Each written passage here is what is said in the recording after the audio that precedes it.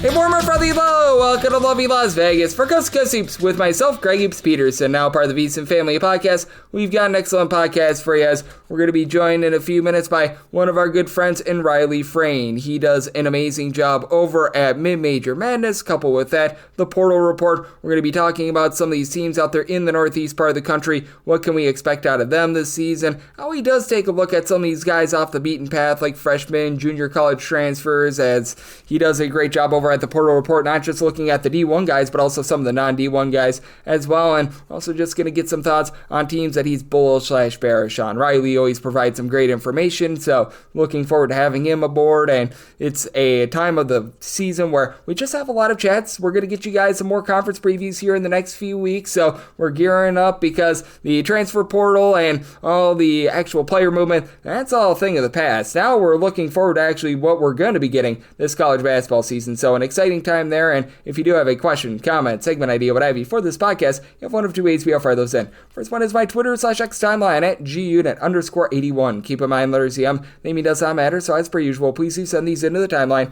And the other way is find an Apple Podcast review. If you rate this podcast 5 stars, it is very much appreciated. From there, you're able to fire in whatever you'd like to hear on this podcast via that 5-star review. While I did not get in any Twitter/X questions today, everything is powered by EdgeBoost. EdgeBoost is making sure that bettors are able to have access to the funds that they want anywhere and at any time. With EdgeBoost, you get cashback rewards when you utilize their fine outlet, and when you go to edgeboost.bet, put in that promo code of Greg, G-R-E-G. That gets you a dollar for dollar match on your first deposit up to $25. Now let's chat with our good friend in Riley, as I know that he is hard at work taking a look at this amazing game of college basketball. You're able to follow him on the old Twitter/X and his first and last name, Riley Frain. F-R-A-I-N is the spelling on that last name. And Riley, it's always great to be able to get you aboard. Thank you so much. Yeah, Greg, always a pleasure to be here, man. Always loved hopping on here with you, chatting a little bit of college basketball. Thank you for having me today. Always great to have you aboard, Riley. And Riley, something that I've been talking about the last few days on this podcast is something that I know that you guys over at the Portal Report do a really good job of, taking a look at some of these non-Division I guys and taking a look at some of these guys that are a little bit off the beaten path. How are you guys able to do so? And how do you guys determine, all right, which are the guys that we should be tracking from the non-D1 ranks, whether that be junior college, D2, D3, that might be able to make an impact? I think the big thing in JUCO recruiting is kind of knowing some of the bigger programs. I think a school like Indian Hills from Kansas kind of always pops off the map and has some of the bigger recruits. That's definitely the schools that you see. If any of the high majors looking at the JUCO ranks, that's some of the, some of the bigger JUCO programs. Those are the programs that high major schools are kind of potentially looking at for recruiting. Definitely, when you look kind of down the line at conferences like the A10, the CAA, the WCC, they're all sort of looking at the higher echelon of JUCO ranks. And what I mean by that is, even how we have Division I, Division II, Division III within the NCAA college basketball affiliated ranks. Even in JUCO, they have sort of Division I, Division II, Division III. And obviously that meaning sort of the best talent, the best programs within the JUCO ranks tend to gravitate toward that Division I level. Now, that being said, there's, talent all throughout sort of the Division II, Division III JUCO levels. That colleges are going to look at, particularly guys, maybe down the Division III, JUCO ranks who, pop off and are averaging, 25 plus points a game. Those are guys who are going to get some Division I interest, whether it be from mid-major, low-major programs. But just from looking at those Division I guys, I think the unique thing about college basketball landscape nowadays and all the different guys who are getting into coaching and all the transitions that come with that. When we talk to a lot of these coaches who are recruiting the JUCO ranks, you look at a lot of head coaches, probably more so at the, high major, higher up mid-major level sort of head coaches who they don't necessarily come in with a ton of JUCO experience. Maybe their first assistant coaching gig, whatever it may have been, video recruiting coordinator, was at a Division I job, and that's sort of just the level they've been at their whole career. But you sort of look down the staff, and a lot of guys maybe down the staff for a lot of these different teams have guys who have JUCO coaching experience, whether it be as a head coach, whether it be as, assistant coach. It's become a great way, your feet wet, sort of get your name out there as a coach when you're looking to get your first job. So it's a great way to get experience. And then on top of that, when you get to the Division I level, that only helps with recruiting, sort of having an understanding of the JUCO level, how it works, what kind of guys are going to work in terms of their talent translating to the Division I level. So just when we talk to a lot of head coaches, we ask them about JUCO recruiting, what they kind of look for in guys specifically. And a lot of it comes down just to the connections they've made, in past roles, particularly when we're looking at some of those assistant coaches. We talk sort of about those Division II, Division III ranks. It's really just about the guys who kind of stand out and fit that sort of Division I mold. I could think of a couple maybe undersized guards, from the Division II ranks this year who, maybe averaged really good stats, 20 points per game. But, just by nature of the Division I game and sort of the way basketball is heading in general, a 5'11" guard coming from the Division II ranks, no matter how many points he averaged, might find that jump a little bit tough depending on sort of the program he ends up with. Again, when we look at Division II, Division III, even NAIA, I feel like, Dalton Connect started at NAIA and started to see, I know, Northern Colorado, Coach Smiley over there and his staff, heavily recruits for the NAIA ranks, and their staff has a lot of experience there. Particularly with Division II and Division III, it's the guys who stand out, who fit that Division I mold, 6'5", 6'6", 6'7", were high scorers at Division II ranks. And I think the best example you can look at right now when it comes to maybe recruiting Division II is Auburn, and just they've done the job they've done the past couple years. You look at a guy like Chaney Johnson, who was Division II Freshman of the Year in his conference. I believe it was at Alabama Montgomery Division II he started. Auburn brings him in the summer after he wins Conference Freshman of the Year at the Division II level. So that gave him a lot of time to transition to the high major level. He gets a summer under his belt with Auburn. I think he redshirts that first year, and he comes off the bench the next year, and he's a solid contributor. He averages 6.5 points per game, 7 points per game. And we saw him as an important part of their run in March this year, where he could be at times a guy who's contributing double-digit points per game. There's sort of a specific mold when you're looking down at the Division II, Division III ranks. I think Chaney Johnson to a T sort of fit that mold. The 6'7" kind of guy who's big-bodied, good defensively, obviously can score a ton on the interior, but can step out and hit a jump shot as well. And on top of that, Auburn bringing another solid Division II transfer this year, whose name is escaping my head at the Bashir. Yes, thank you. So, just a perfect example of a program who knows what they want to do in terms of maybe recruiting some of the lower levels of college basketball, Division II, and Coach Pearl over there. And, I think those Division II, Division III levels, they're only getting better every year. We have more guys sort of making that jump from Division II to Division III. I know Pat Kelsey at Charleston was obviously a huge proponent of that. You look at a guy like Ante Brazovic, who dominated the CAA the past couple of years. And that jump is only getting more common just because, the levels every year are getting closer and closer. So it's a really exciting time to be, actively interested in Division II transfers like we are kind of at the Portal Report, because we're seeing more kids make that jump every year. We're seeing more coaches reach out to us and ask for, the top Division II guys who entered the portal this offseason and stuff like that. So definitely a really exciting development just in college basketball, more guys getting opportunities at the highest level. Oh, I absolutely love to see it as well. I'm a guy that went to UW Oshkosh, a Division III school, so I do love to be able to see that, and we are seeing it more and more. As Riley Frain, who does such great work over at the Portal Report, joining me on Coast to Coast Hoops. And how much have you been taking a look at that from the coaching perspective? These guys that were at the Division II level, that were at the NAIA ranks, being able to just have success in this day and age, because when you're at the junior college level, when you're at the non-Division I level, you have a lot of turnover, and we've been seeing that in this day and age with so many transfers. You're not going to have the same roster twice in all likelihood, and I feel like these are the guys that are really succeeding right now in college basketball. It's about finding sort of the right place to play, the right place that fits sort of your game. The place where you can get on the court and sort of showcase your game. I feel like coaches make a lot of promises. I don't think there's any denying that. And you get into the season, and of course you hope everything goes to plan. But a lot of times things go out the window, and maybe a guy doesn't play as much as you promised him coming in the offseason. I feel like a lot of time guys sort of making that jump to Division II, from Division II to Division I, we don't always see them get the most playing time. And I think it's good to have an opportunity to maybe showcase. Let's say you come up from Division II, you had a solid freshman year, solid sophomore year, you come in with 2 more years of eligibility.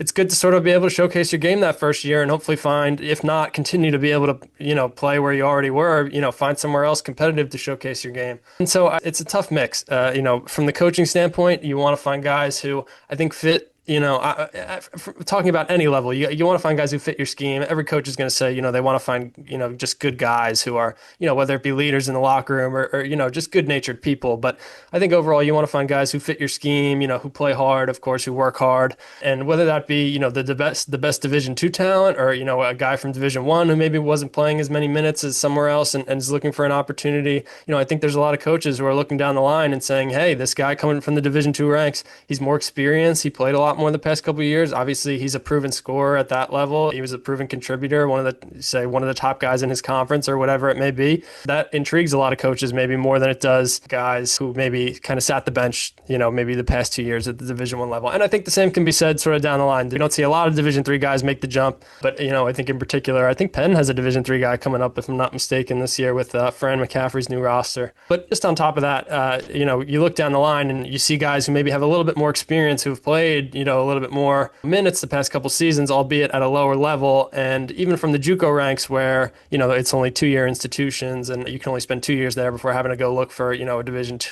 II, Division I school, whatever it may be. Those guys are coming in experienced with, more playing time under their belt. Some of them at, very high competition levels. Obviously, there's really good Division II schools. There's really good JUCO schools who have Division I talent, guys who just kind of flew under the radar and are going to get Division I opportunities the next year. I mentioned Indian Hills before in Kansas, who, is just consistently churning out Division I talent. But yeah, I think it's all about sort of evaluating the guys who fit your program. But I think when you're a coach, you look at these guys and you say, hey, there's a lot more experience there than maybe, a guy who spent his freshman season at a high major school, a mid-major school, and rode the bench his first year. Maybe a Division II guy I think could be a lot more appealing. An experienced Division II guy could in that, case be more appealing to a coach. Yep, absolutely. And I do think that it's going to be a lot of fun to see what these guys are going to be able to do at the next level as they, for lack of a better term, upgrade themselves. And I know you guys do a great job of being able to scout these guys over at the Portal Report, as do have Riley Frain, who does an amazing job over at the Portal Report, along with Major Madness, joining me on Coast Soups. And Riley, I know you do a great job of just being able to scour around and take a look at these mid-major teams. And do you think that that's a good stopping point for chatting with Riley? I do think that we've got a lot more to discuss about this on the flip side. So how about if we get rejoined by Riley here next and we continue to talk about what we're getting out there in the northeast part of the country, some of the teams that he's feeling bullish/bearish on, and so much more right here on Coast Soups with myself, Greg Peterson, now a part of the VC Family Podcast.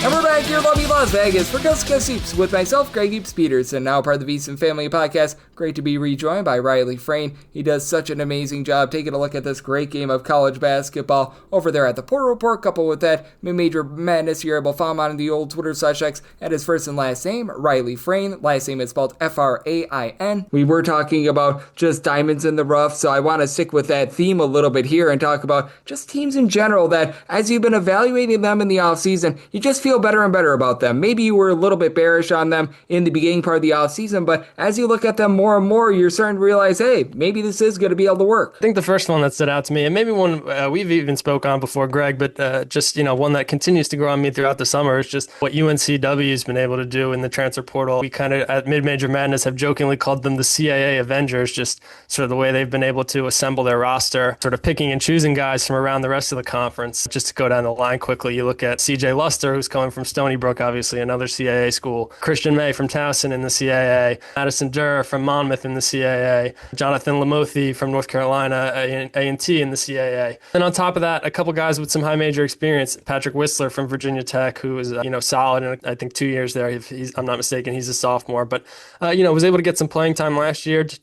Put up decent numbers, 4 points per game, 3 rebounds. So, a guy who I think could take a step down and be competitive. Another guy like Grady Witt coming from Colorado, a redshirt freshman this year, but, a guy who was a solid recruit coming out of high school. And then to round it out, sort of Gavin Walsh from Binghamton, 6'8", 6'9" guy who was, a double-double machine there, 11.5 points per game and almost 11 rebounds. He averaged this past season as a sophomore. So a really exciting class. On top of that, not a ton of older seniors coming in, but a lot of experience to it. So, if they're able to retain some of this talent too, it's a UNC Wilmington team, that I think is going to continue to grow, can grow into itself and is going to be competitive with all the CAA experience it has coming in this year. And obviously, a really exciting coaching staff in Takio Siddle. And, let's throw out a high major one just because I know maybe I'm a little bit more mid-major, but, we should throw a little bit of a high major in the mix. And I know maybe it was John Rothstein sort of did his Big 12 preseason preview the other day, and a team he was interested in and a team that I'm interested in just based on sort of the portal moves they were able to make this offseason is Oklahoma State. I mean, I think under Steve Lutz, they're sort of primed to make a pretty exciting jump here this season. I don't know if they're going to be finishing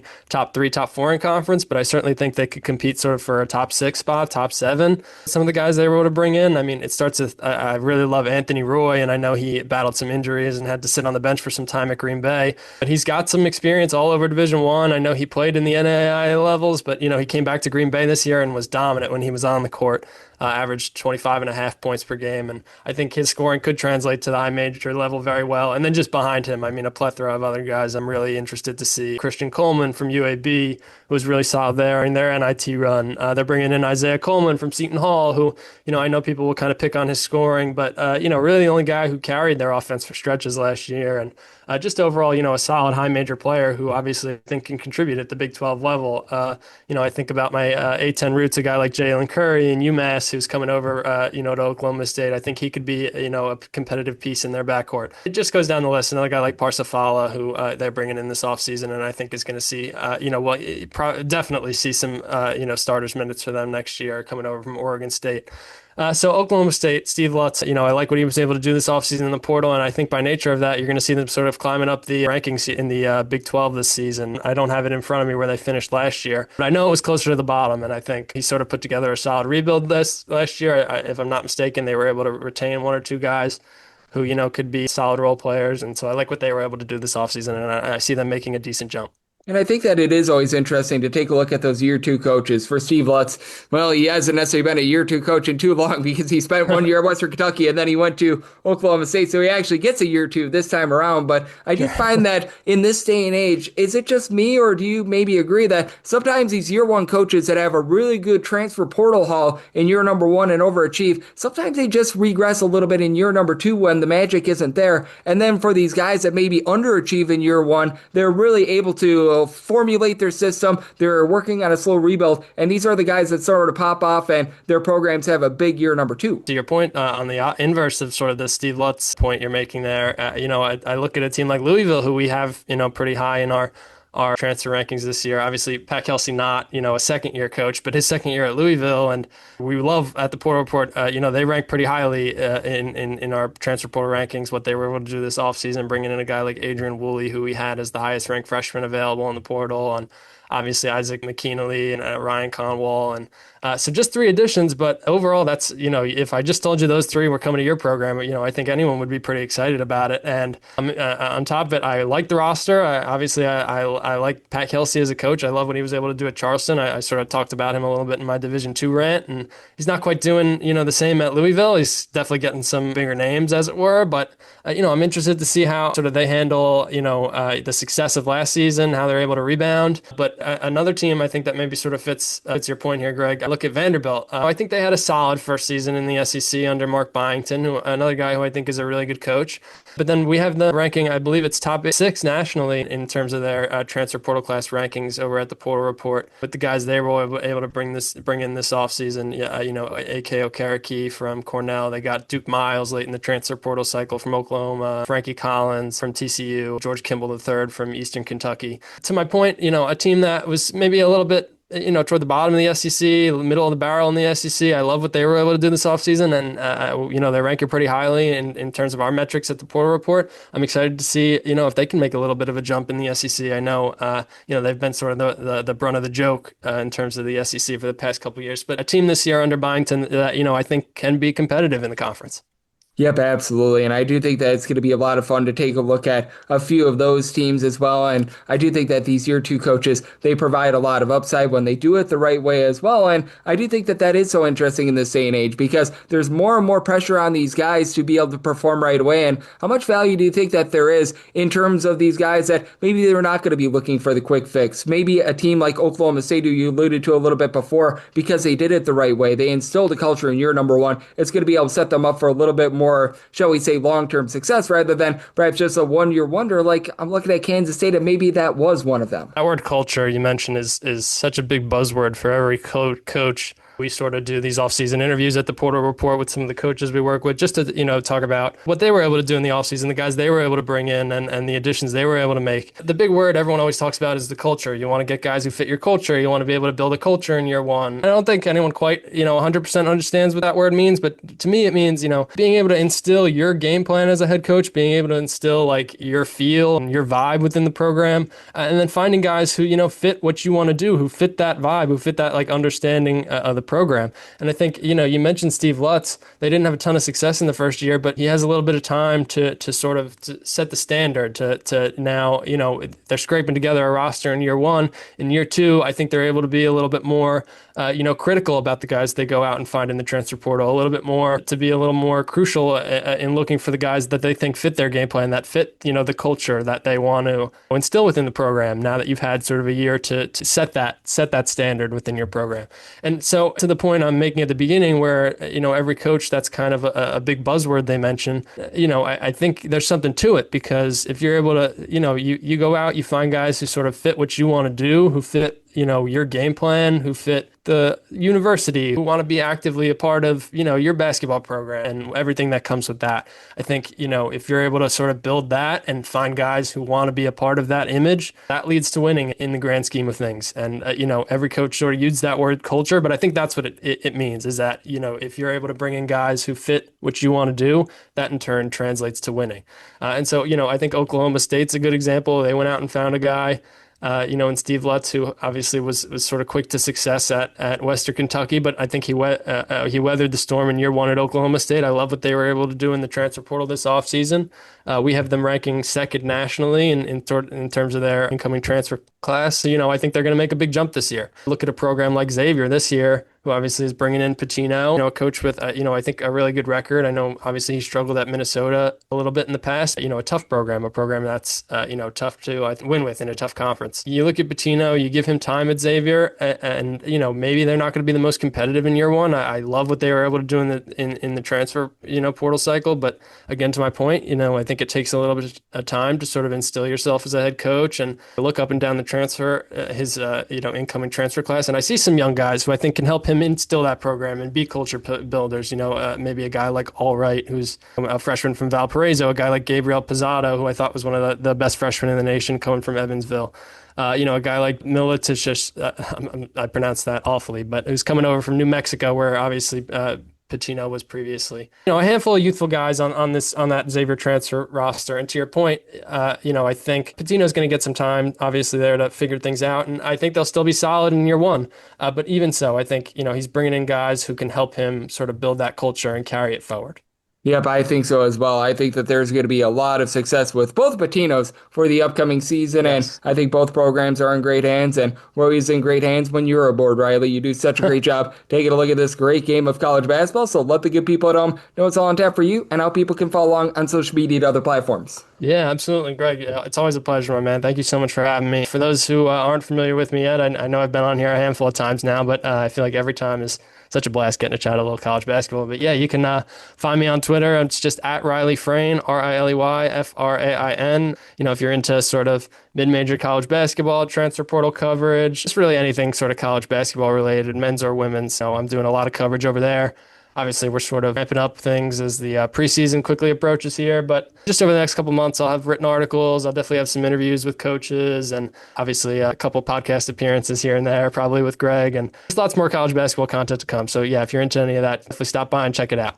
Absolutely. And Riley, he does such an incredible job all 12 months out of the year taking a look at this great game of college basketball, much like myself, and his time is always appreciated. So big thanks to Riley for joining me on Coast to Coast Hoops, now part of the VSiN Family Podcast. And if you do like what you're hearing from this fine podcast, Coast to Coast Hoops, you're able to subscribe wherever you get your podcasts, Apple Podcasts, Google Play, Spotify, Stitcher, and TuneIn. If you have a question, comment, segment idea, what have you for this podcast, you do have one of two ways we will fire those in. First one is my Twitter/X timeline at gunit_81. Keep in mind, literacy maybe does not matter, so as per usual, please do send these into the timeline. And the other way is via an Apple Podcast review. If you rate this podcast 5 stars, it is very much appreciated. And then from there, you're able to fire in whatever you'd like to hear on this podcast via that 5-star review. I'm with you guys every single day on this podcast, regular season and off season. And I always appreciate all of you guys that are hardy and you tune in during the off season. So appreciate you guys, and I'll be back with you once again tomorrow. Thank you.